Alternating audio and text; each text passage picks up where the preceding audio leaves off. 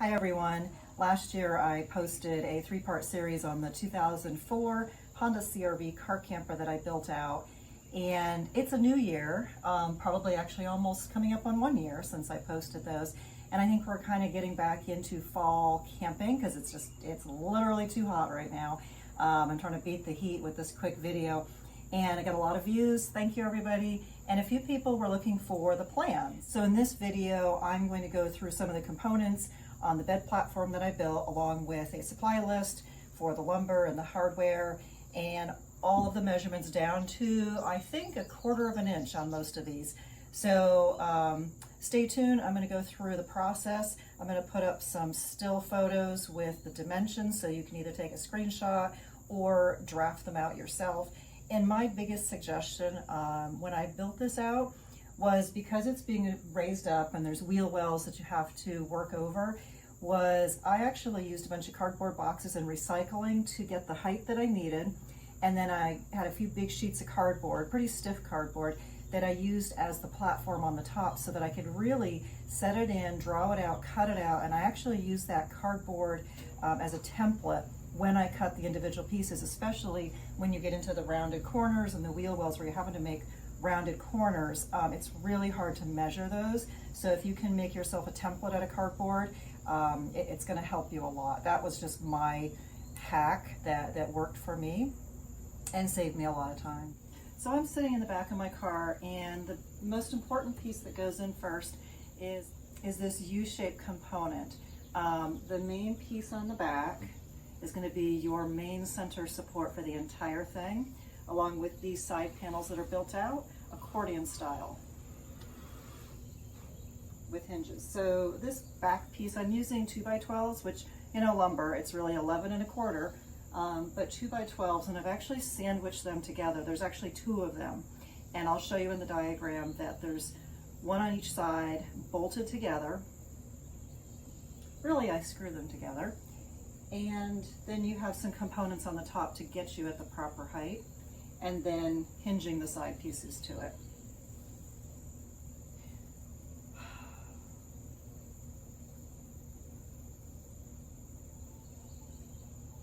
Yeah, okay. A couple quick tips. I've actually used a lot of 2x2s, which are really 1.5 by 1.5. But I've always, with a lot of these, before I put the screws in, because it's so tiny, I will pre-drill those before I screw into them. Otherwise you'll end up with a lot of splittage, or could end up with a lot of splittage and then therefore waste. So just kind of plan on that. I've used a variety of screw lengths depending on the pieces, and everything is anywhere from a 2x2, a 2x3, a 2x4, a 2x6, a 2x12, and just kind of sandwiching things together. So if you have scrap lumber that you can work from, go with that first. Where I would invest money is on the platform top made out of plywood. I got a 3/4 inch, pretty good quality grade plywood, but not top end. I didn't go for the, you know, the smooth finished birch or maple that you can get. I didn't want to spend that much money because I was going to put outdoor carpeting over it anyway, so it can breathe a little bit better when the mattress is on it. But you know, where you can cut costs, do that. And others, you know, you could technically, instead of a 2x2, you could use this 2x6 that I bought. And because you're using the same length, you could go ahead and get, instead of a 4-footer, for example, you could get an 8-footer and then just start lobbing off 1 1/4 pieces. I kind of like the quality of the 2x2 instead.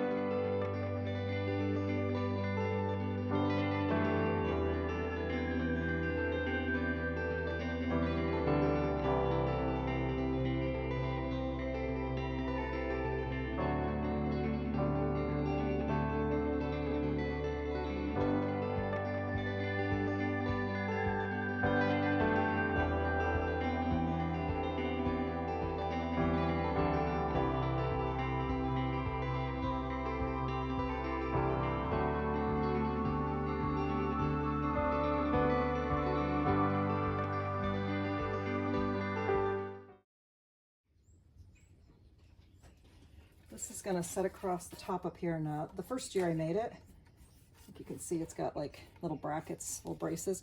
And I didn't really distinguish left from right, but I found out it did matter for some reason, however I built it. So quick fix, R at the end of that one, left at the end of that one. Now I know, if you know your left from your right, which one will walk in where. There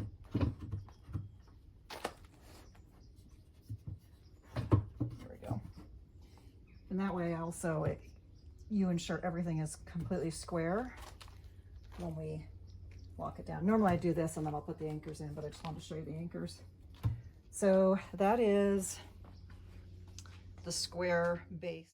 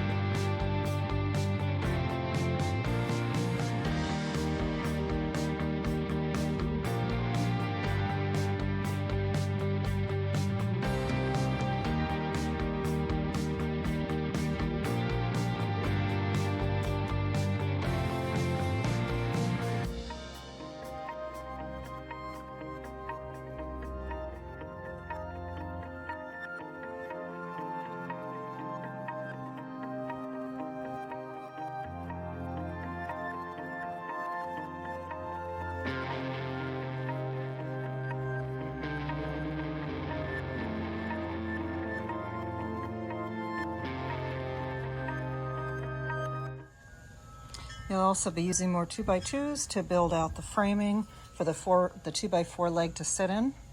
And of course, this is the platform folded down for traveling. Once you're at camp and you're ready to open it up, I'm using 3 12-inch piano hinges. And when I put the legs in, it does remain at a slight angle, a little bit of elevation. You'll just sleep better.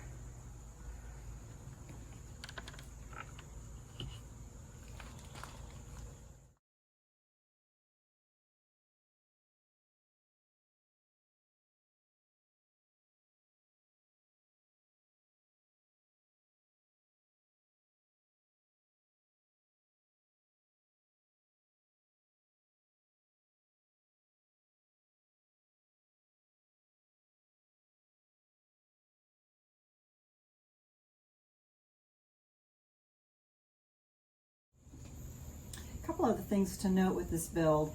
As you cut all your pieces, your orbital sander is going to be your BFF. You just kind of want to sand everything. You can see that I've put outdoor carpet. I've stapled it onto these pieces. Part of it is here so it doesn't rub against any of the plastic components or the door of the car, but I've also put it on the platform top so when the mattress is there, it allows some breathability. But you really want to have everything sanded down because as you're moving these parts and you're touching that raw wood, you just don't want to get any splinters. Makes it for an unhappy camping trip. So go ahead and get that orbital sander out. If you don't own one, now is a great time to invest in one. At the time I built this, my son had one, and I was like, that is probably the smartest tool ever, and then I went and finally got one, and I love it. It's my favorite tool right now. So that's the platform that I built. I'd love to see what you come up with if you want to share your plans. I think get creative, have fun with it. Use different wood. Use lighter wood if you want to. I use pretty heavy wood. It's a big load in the car when you're traveling. So tell me what you came up with. Look forward to seeing your plans. Hope you enjoyed this one, and I hope all of the measurements were helpful. Happy camping.